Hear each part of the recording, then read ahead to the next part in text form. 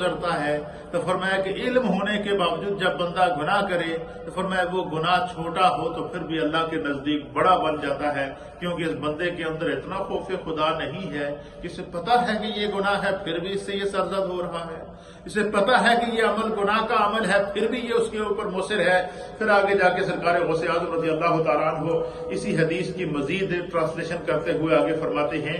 کہ اللہ کے نزدیک بڑا چھوٹا گناہ کوئی نہیں ہوتا، گناہ وہی ہوتا ہے کہ جو گناہ ہے گناہ ہی ہوتا ہے، چاہے وہ چھوٹا ہو یا بڑا ہو۔ فرمایا انسان کو ہر طرح کے گناہ سے اپنے آپ کو بچا کے رکھنا چاہیے، صغیرہ گناہوں سے بھی اور کبیرہ گناہوں سے بھی۔ پھر اسی طریقے سے صحابہ اکرام رضوان اللہ تعالی علیہ وآلہ وسلم کے آگے اقوال کو نقل کرتے ہوئے سرکار غوث اعظم فرماتے ہیں کہ بعض صحابہ اکرام نقل کرتے ہیں کہ اصرار کرتے رہنے سے گناہ صغیرہ نہیں رہتا اور استغفار کر لینے سے گناہ کبیرہ نہیں رہتا۔ اللہ اکبر، یعنی بندہ اگر استغفار کرتا رہے، توبہ کرتا رہے تو پھر وہ گناہ کبیرہ نہیں رہتا، وہ کبیرہ گناہ بھی اللہ کیا کر دیتا ہے،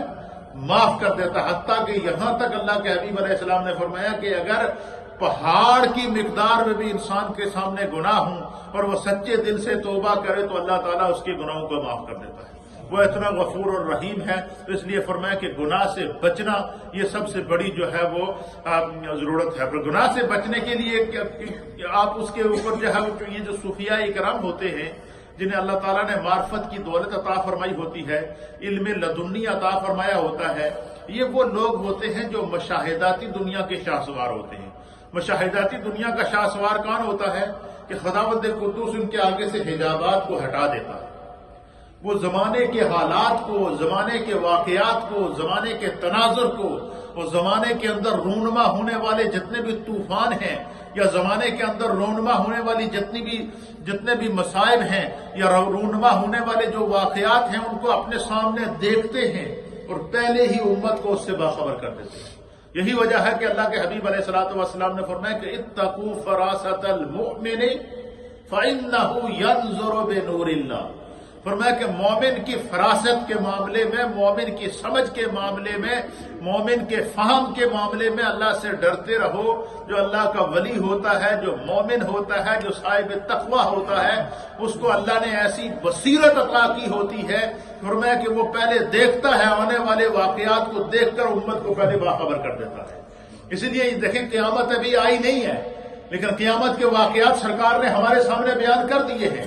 قرب قیامت کی علامات حضور علیہ الصلوۃ والسلام نے ہمارے سامنے بیان کر دی ہیں، قرب قیامت سے پہلے رونما ہونے والے واقعات کی آپ نے نشاندہی کر دی ہے۔ کیوں کہ خداوند قدوس نے قیامت تک کے تمام مناظر ہمارے مصطفیٰ کریم کو دکھا دیے تھے۔ حضور علیہ السلام ایک چیز کو دیکھ کر جو نیکی کا جس کو نیکی کا صلہ ملا، اس منظر کو بھی اللہ نے حضور علیہ السلام کو معراج کی شب دکھایا، اور جو انسان کو گناہ کی جو سزا اللہ کی بارگاہ میں دی جاتی تھی، اس گناہ کی پاداش میں مثالی اجسام بنا کر اللہ تعالیٰ نے اپنے حبیب کو وہ سارے مناظر دکھا دیے، اور پھر سرکار دو عالم صلی اللہ علیہ وسلم نے ان تمام مناظر کو بیان فرمایا۔ تو یہ جو ائمہ دین متین ہیں، اولیاء کاملین ہیں، اللہ کے محبوب کے سفیر ہیں، یہ دین اسلام کے سفیر کہلاتے ہیں، اور خداوند قدوس نے ان کے آگے سے حجابات کو ہٹایا ہوتا ہے۔ سرکار صحابہ اکرام نقل کرتے ہیں کہ کہتے ہیں کہ گناہ پر نقل کرتے ہیں کہ اصرار کرتے رہنے سے گناہ صغیرہ نہیں ہوتا، چھوٹے سے چھوٹا گناہ بھی ہونا، اگر انسان بار بار اس کو کرے، بار بار اس سے کرے، بار بار اس سے کرے، پتہ بھی ہے کہ یہ گناہ ہے، وہ بظاہر چھوٹا سا گناہ ہے اس کے نزدیک، لیکن چونکہ وہ بار بار اس پر اصرار کرتا ہے، فرمایا ایک گناہ کو بار بار کرنے سے وہ گناہ ایک کبیرہ بن جاتا ہے، پھر گناہ کبیرہ انسان کو جہنم کے اندر لے جاتا ہے۔ اور پھر فرماتے ہیں کہ بار بار استغفار کرنے سے، بار بار توبہ کرنے سے، سچی توبہ کرنے سے پھر فرمایا کہ گناہ نہیں رہتا، خدا اسے معاف کر دیتا ہے۔ اور یہی وجہ ہے کہ اللہ کے حبیب علیہ الصلوۃ والسلام نے فرمایا کہ یہ بے عملی کی وجہ سے، لاشعوری کی وجہ سے اور بے علمی کی وجہ سے بعض لوگ جو ہے وہ